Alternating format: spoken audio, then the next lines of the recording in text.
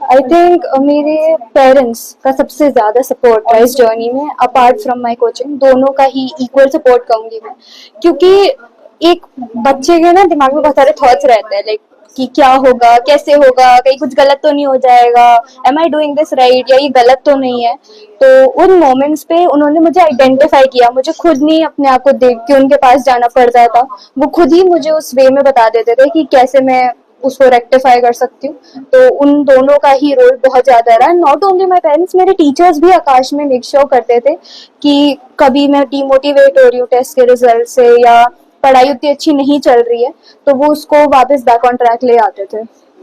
किस तरीके से आप मेहनत करते थे इस अचीवमेंट को लेने के लिए? क्या रूटीन रहता था आपका पढ़ने का और यहाँ इंस्टीट्यूट के आने का? मतलब हमारे मॉर्निंग आवर्स होते थे क्लासेस के आने के, तो 10 से 2:30 तक मेरी क्लासेस होती थी। उसके बाद मैं घर जाती थी, आराम से 1-1.5 घंटे का ब्रेक ले लेती थी। एंड मेरे जो पढ़ाई के सेशंस रहते थे वो ये था कि मैं 1.5 घंटा पढ़ती थी, फिर हाफ एन आवर का ब्रेक लेती थी। एंड ऐसे जितने सेशंस हो पाते थे कर लेती थी। एंड 2-3 सेशन के बाद एग्जॉस्ट हो जाते हैं, नहीं होती आगे हिम्मत। तो मेरा भाई, वो हमेशा मेरा स्ट्रेस बस्टर था। जब भी मुझे कुछ लगता था, मैं उसके पास चली जाती थी, खेल लेती थी। तो ऐसे ही रहता था। उसके बाद एट वन पॉइंट मैं पुश नहीं करती थी, क्योंकि लाइक थक जाते हैं, दिमाग भी थक जाता है पढ़ पढ़ के।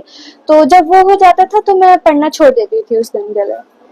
अब आगे क्या करना है आपको? फ्यूचर में क्या आगे बढ़ना है, क्या करना है, क्या मोटिव लेके चल रही है आगे? दो ब्रांचेस हैं जिनकी तरफ अभी मेरा प्रेफरेंस है, एक तो डर्मेटोलॉजी और एक न्यूरोसर्जन।